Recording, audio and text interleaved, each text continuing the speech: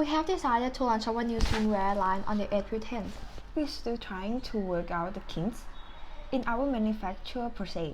Our factory in China is having trouble with the straps. I know that, Kimji, but you still got 4 months. It should be plenty of time.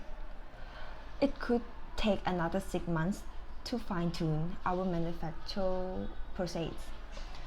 Well, we don't have that much of time. No ifs, ands, or buts. We need to launch on the April 10th. Just for the record, I think we are cutting it a little close. I recommend we launch on July 10th instead. We can't. We have already decided on the tagline. Look hot for the hot season with Thai Tong's new swimwear line. It's time for a realistic check. I'm telling you we might not be ready by April 10th, and you are telling me we have to be because the tagline?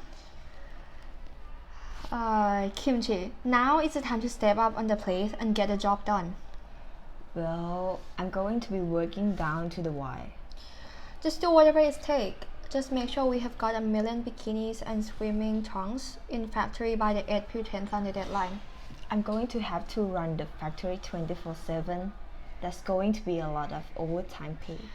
At the end of the day, a little extra expense doesn't matter. We just want that swimwear line to be ready at the April 10th.